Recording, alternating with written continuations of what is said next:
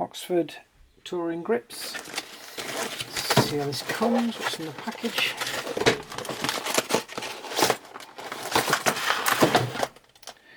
Okay, so we've got the grips, the controller, all the cabling that we need, nuts and bolts, and a bracket. First things first is this bracket. I can't live with this bracket, so I'm going to paint it, I think. I can't imagine that thing on my handlebars anywhere, so I think I might start by painting that. I'll start by taking the screen off.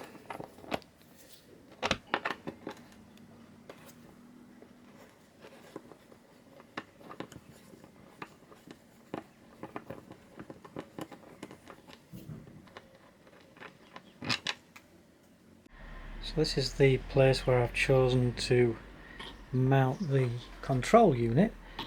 I've taken off the bracket that holds on the screen and just slightly twisted the bracket itself, and then I can place the screen over that.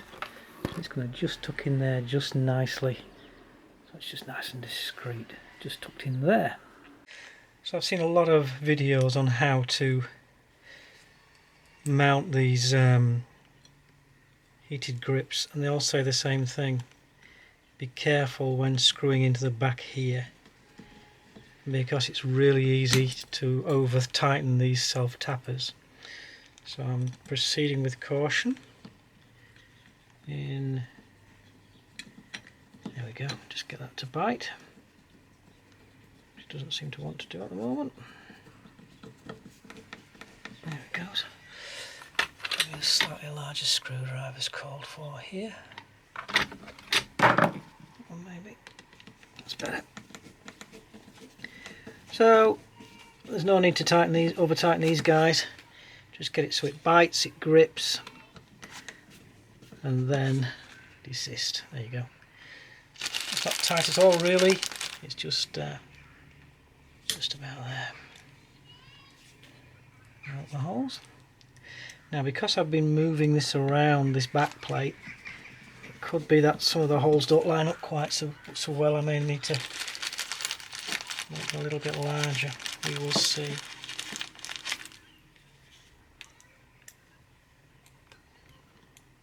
Oops. Not quite there. Feels okay. Now let's get the last one in.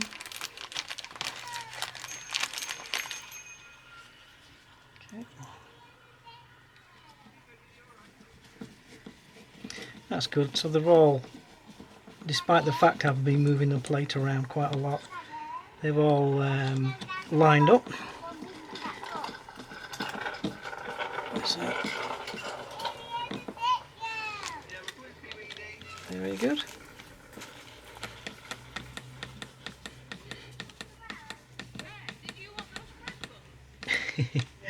Some local action going on there. So I haven't tightened these in really tightly. I've just put them to the point where the plate sits nicely. So there we go. So there we go, that's the control unit ready to go on the bike. The next stage on this project is to take these old handlebars off. I'm going to take a 6mm Allen key and just first of all take off the bar ends. Pretty stiff. These are held on with locking glue, but with a decent Allen key it's no big task. So that's the bar end off with the locking glue, put it to one side.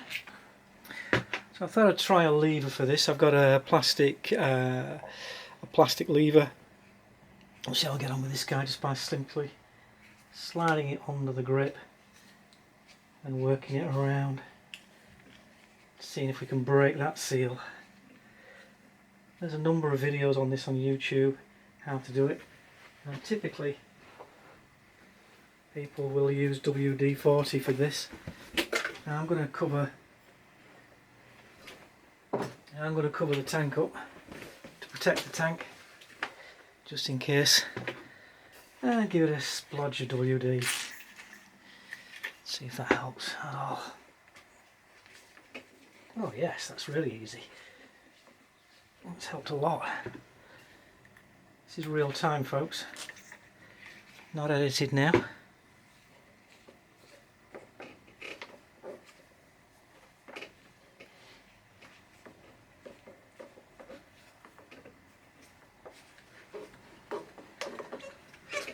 And there she goes. So that was a real-time task. No time at all really, dead easy. Take off the other side now. So I'm hoping the camera's going to focus and you can see what I'm looking at here. This is the handlebar with the lever, the rubber removed. And I'm just scraping back the glue. I'm using a Stanley knife just to carefully scratch it back, because with a new grip it's way too tight. And I've got the other twist grip off now, and you can see the glue on the throttle side really clearly, and that's just going to have to be cut back before I apply the new grip. I am super gluing these new grips on. Okay, so to get the throttle side grip on, I've had to use a 27mm socket to clear the end of the bar and just gently tap that into place and make sure it comes right up to the end stop on the throttle. So there's a reasonable gap there, nothing's being hindered. I may actually need to just twist that down a bit because I can see the cable's getting touching there, so I might just give that a twitch down. That's better. So the cable's not touching the bar now, it was before. To route the power cable from the battery through to the front of the bike, you take off the, in my case, the seat cover, the seat, and the side panels. To do that, you've got to take off the engine, sorry, the frame protector, which is that silver guy there. Then you can take off the one in front of it and the tank cover as well. So let's get on and put the power cable through to the unit now.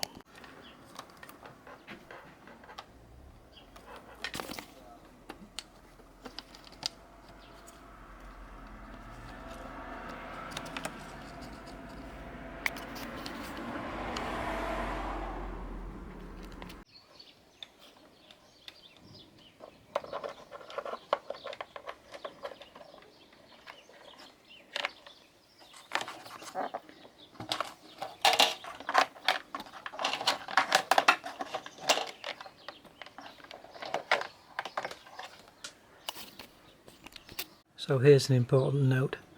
On the throttle side, I put the cable and tied it back with plenty of slack, so it's never going to catch. I'm just thinking about the way that's going to wear, and I've left that plenty of room there, I think. I've kind of tied the cable off halfway past its circle, so rather than tie it right up here, I've kind of tied it in the centre of its travel. You see where I'm coming from for that? So it's actually always going to travel a minimal distance to the cable tie, and therefore hopefully shear and wear less. I may just, yeah, that's good. And then at the front I'm going to drop all this gubbins into this space behind the screen so it's nice and dry. I'm probably going to insulate that as well. The final wiring's all kind of tidied up there. I'm just going to tuck that beneath the cover for the fairing's going to go back on the screen, and that's it, job done. Very pleased with that. The wiring to the battery's done. I've cabled that up and tucked it and cabled it, tied it all the way through the bike, nice and tight. It runs all the way underneath the tank, and even I've used or utilised the frame clip to really tidy it up properly. I think you might appreciate a word on this, fixing this panel on as well. So this side panel over the tank fits onto one screw point there, one screw point there. It also fixes on to a rather sneaky little tab there which locks into the back, so this guy has to come up to come off. And at the bottom you can see there's a grommet there and a grommet there which locates to the two pins at the bottom of the panel as well. So all in all, that's quite a fiddly little panel to take off, that one. So it ends up coming up off that way. This side guy, when you need to take it off, it routes through one screw there, and under the seat there's one screw there as well, so that comes off as a piece. And then the frame covers are self-explanatory. And finally, with the controller nicely attached to the bike there, it's really discreet, it's not sticking out on the bar at all. And a simple test just to make sure it works. 1, 2, 3, 100%. Boom, 75. Very nice. Looking forward to being toasty on the bike with that. And the grips themselves are really nice style. The only difference in the packs, as far as I can see, is the style of grips. I've gone for the touring style. And turn it off like so. Very nice. Okay, so that's the grips properly fitted. The thing now is to tidy all this crap up, all the plastic packaging, and away we go. It's oh, hang on, what's this? Found the instructions. Oh well, never mind. Let's get tidied up. Job done.